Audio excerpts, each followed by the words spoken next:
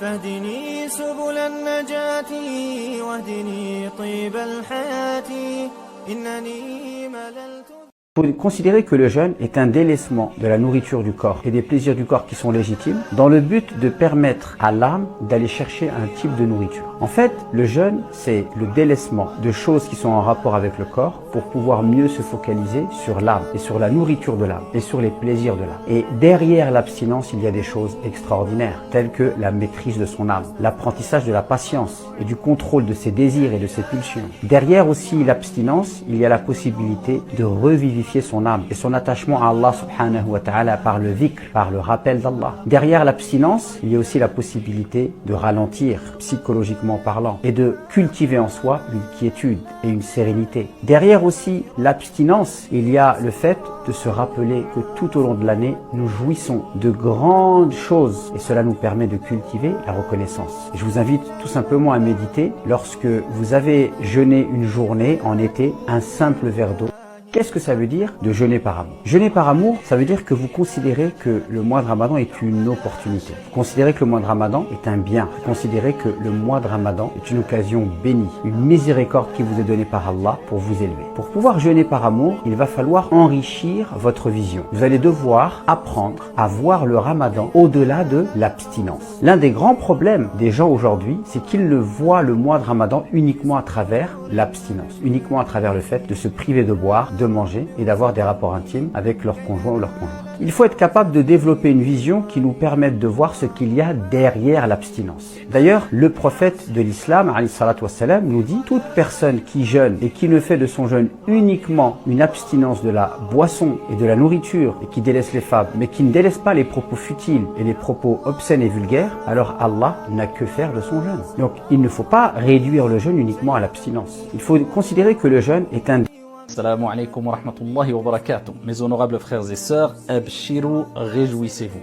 Réjouissez-vous non seulement parce que le mois de Ramadan arrive dans quelques jours, dans quelques heures, incha'Allah ta'ala, non seulement parce que le mois de Ramadan est à nos portes, mais aussi parce que vous êtes là à vous renseigner, à vouloir pratiquer votre religion au mieux, wa billahi tawfiq, et c'est déjà une bonne annonce. Car quand votre Seigneur, tabaraka wa ta'ala, voit du bien chez un de ses serviteurs, eh bien notre Seigneur tabaraka wa ta'ala, le clément par excellence, lui facilite la voie du bien et les œuvres de bien. Alors le simple fait d'écouter cette vidéo, non pas parce que c'est moi qui exhorte et qui m'exhorte avant tout, mais parce que tu cherches à te renseigner sur ta religion et pratiquer les actes d'adoration au mieux avec sincérité, conformité et... Pour répondre à cette question, la récompense du jeûneur, elle est de combien? Sache qu'il existe deux sortes d'adoration, l'adoration apparente et l'adoration secrète. L'adoration apparente est lorsque tu agis, l'adoration secrète est lorsque tu délaisses. Le jeûne, as-siyam, consiste à délaisser ta nourriture, ta soif et toutes tes tentations mondaines pour Allah subhanahu wa ta'ala, car tu espères la récompense du jour de l'au-delà.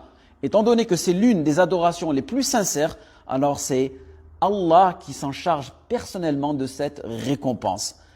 Comme il a été rapporté dans le hadith Qudsi, à l'exception faite du jeûne qui me revient à moi et dont j'en assure la récompense. Et certains savants ont dit que le jour du jugement, même si tu as commis une injustice envers quelqu'un, cette personne-là pourra te prendre de toutes tes hasanats, sauf les hasanats du jeûne, car elles sont pour Allah Azza wa Jal. Belle lune du mois de Ramadan, le monde musulman l'accueille en priant. Les vieux et les jeunes font très attention. Dans le mois du jeûne et des bonnes actions. Et tous les croyants, dans ce mois béni, offrent de l'argent aux plus démunis. Dans toutes les mosquées, leurs prières résonnent, les mains relevées, qu'Allah leur pardonne. Les mosquées remplies, on prie Baraka lors du Tarawih, sauf si on ne peut pas. Puis une fois chez soi, on mange ce qu'on veut, des gâteaux, des plats, tout ce que l'on peut. إنني